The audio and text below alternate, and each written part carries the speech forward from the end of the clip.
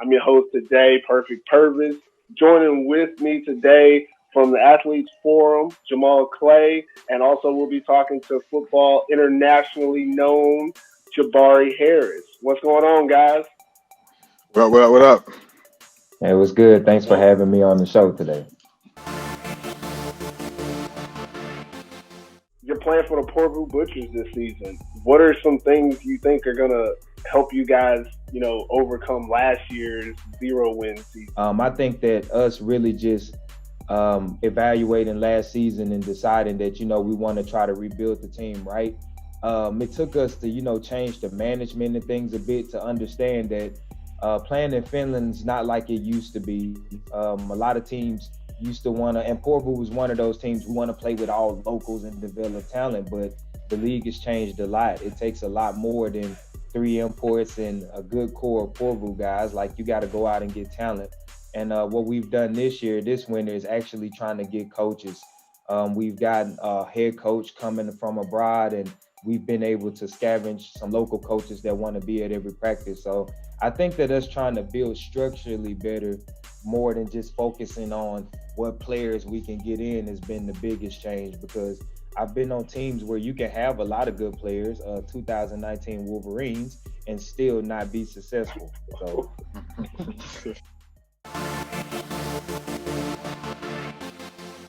At least with last season, how did it compare to a normal season in Finland? Obviously, last season wasn't normal, but at least for you personally, how does it compare? How is it different? Honestly, it was weird. It felt like playing in college again, because every game mattered. A normal 12-game season, you get 2 opportunities to play everybody, and maybe you lose the first game and you win the second game, and then it's about points and who beat who how many times. But last year, I knew losing 2 games, it was over. It was over, yeah.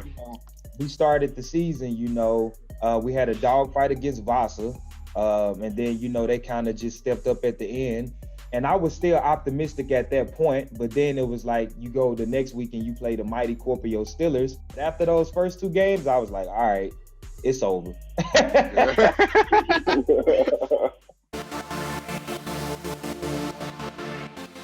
Last year, you guys went over, didn't bring in anybody new, kind of survived the COVID situation, obviously what it was, but a lot of other teams were very aggressive in the, import situation.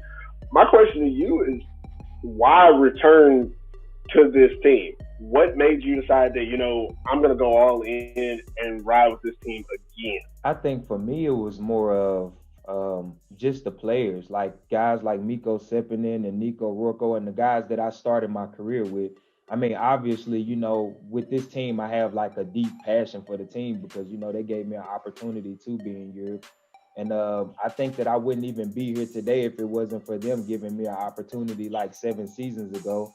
So I just felt like last year, seeing this team like completely the shit, like it kind of touched me in a way where I made it my mission that I wanted to help the Butchers get back to at least being some form of competitive or relevant.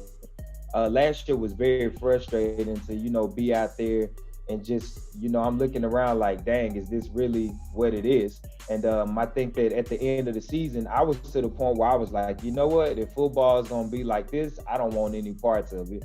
But I had already told myself, if I'm not going to play here, I'm tired of team hopping. I don't want to go back and forth, Wolverines, Roosters. I just feel like I see that a lot from the local players, and I didn't want to be that guy. So I just said, either I'm going to play here, I'm not going to play at all. But when they laid out the plan of how we were going to try to at least build the team better, they didn't make any promises. There was no promises that, this year we're going to be a championship team. It was just that we're going to at least try to give you an opportunity to have a better cast to do what you can do best, So that's what made me decide to stick with the team. Last year made me get the real feel of if I was playing in a real league. Let's say if we were playing in the CFL, NFL, you can't just switch teams when you have a bad season. You can't just get up and transfer. So that's kind of what this year is like for me. It's like, it gives me the feel of being a professional quarterback and sticking it out with my squad. So I feel like, okay, last year we were winless. What are we going to be this year? I think that's a testament to like your loyalty too, because at least from the outside looking in, you see people like just hopping from team to team or trying to get to the best leagues and not not sticking it out essentially. Someone like you who's willing to go through the hard times, stuff like that, just I think is a testament to your loyalty and stuff like that. So a lot of people might not know that you begun a music career. I guess that's how I want to call it, because you do singing and rapping, so I didn't want to label you. But you got into the music industry. Your entertainment name is Safari Bari. You just dropped the EP. I listened to it a few times, loved it. Why music? What made you decide that you wanted to, pursue this? It was always something growing up in the States, especially in like the Southern Black community, either when you're younger, your idols are either athletes, musicians, things of that nature. And in the South, growing up in the church, everybody was musically talented. My mother and my father still faithfully go to the church and sing in the choir. Yeah. So it was always something that was deep in my background. But once I got older, and now we're talking about how are you going to pay for college, singing and music wasn't going to pay for college. So, I had to make a fine choice. Do I want to invest into trying to do something that's, at the time to me seemed like a far stretch? Or do I want to use the God-given abilities that I have to try to get into college? And that's what I did, So it was always something that was deep in me that I wanted to do. How long did it take you to find a studio? Honestly, Was you just recording from the crib like on Pro Tools, on Fruity Loops or something like that? I was like, during the pandemic, I was like, oh, I ain't got nothing else to do. Ain't no practice. We working from home. So then I just started buying little studio equipment, and I just said, I'm just going to play around with it. And so my first EP, before I found the studio, I was recording all of the stuff at home.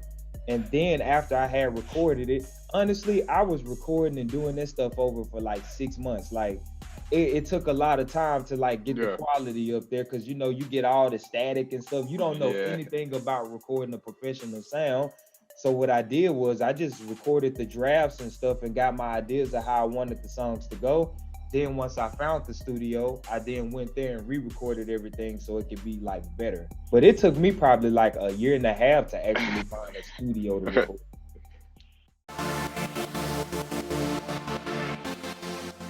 Yeah, man. So I want to get into this. I'm a Southern boy like you myself, so I understand how music can influence your life, and I've listened to the songs. Very honest and emotional songs. A couple of songs you go in to talk about the struggles you've had, and obviously, that's the base you got to go to. Everybody has struggles, but you didn't just leave it out there blank for, oh well, I've lived a tough life. You said that you've had depression issues, even had suicidal thoughts. And, for a black man, sorry to get real racial on you guys, but for a black man, these are things you can't really say out loud. A black man can't say, like, I've thought of ending my own life, or I've been depressed. And you decided one of the most, globally accepted norms is, this is what I'm going to tell people. I feel like the music that you release, like, this was your way of releasing that honesty into the world, outside of that football realm of, well, he's only saying this because of that, or that someone might misinterpret your true intentions. You were very open and honest, and I'm just giving feedback on this. I guess this isn't a question, but it was really refreshing to hear, and I'm really glad that you were able to do that. What made you confident and comfortable enough to release this type of music? And that's another thing about the Butchers organization. Like, when I was making this type of music, and I'm all on the social media clowning, talking shit, I even had these long 3-year Instagram rants sometimes where I'm really talking about my issues or my dislikes with the Finnish football community. And, I never had a person from the team like, hey, Bari, don't say this, don't say that. They've allowed me to be myself, to where as long as I'm not doing anything that's damaging towards the organization and players, they allow me to be myself. So when I'm making these songs, I'm sending it to Miko and all of these people, so they probably heard it before I put it out, and like, yo, bro, I like this, or yo, bro, I think this is cool. So, if your president or your teammates listen to your stuff and they say we don't have a problem with it, like, I don't care about what everybody else has to say about it. And I think that I've been here 8 years, and as an import, I don't think people really understand once you become local, life changes. People treat you differently. People value you differently. They wanna market you differently. And so like everybody thinks, oh, you EU status, this must be dope. You can play anywhere. I'm like, nah, it's not. That's a big problem. Because now I got that Finnish flag on my head. Everybody assumes year by year you want to change your team for a better opportunity, like the Finns do. When I'm more like, well, when I was in the States and I signed a 4-year college scholarship, unless hell broke loose, I'm staying here.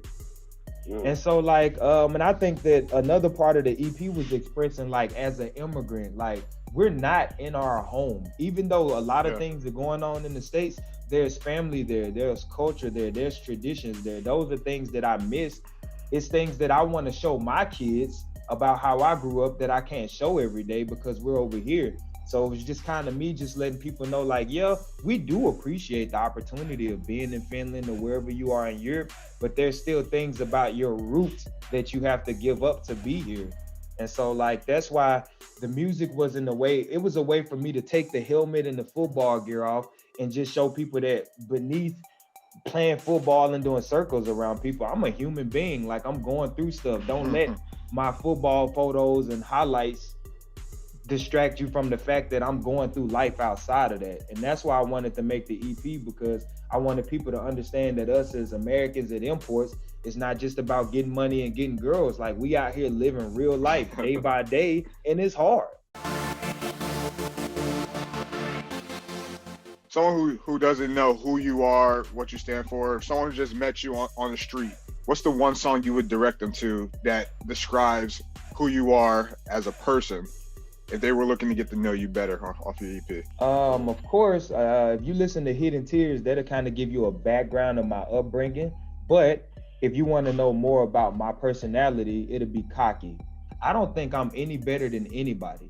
But the thing is, people take my charisma and my energy and use it as if I'm being cocky. So that's why in that song, I made it specifically for people here. Like, you know, I made it, and I don't give a fuck as well. Like that's the song that like, that's where I am now, because I feel like when I first came here when I was younger, everybody's opinion mattered. I didn't know how to live here because I was worried so much, like you said, about how people view me.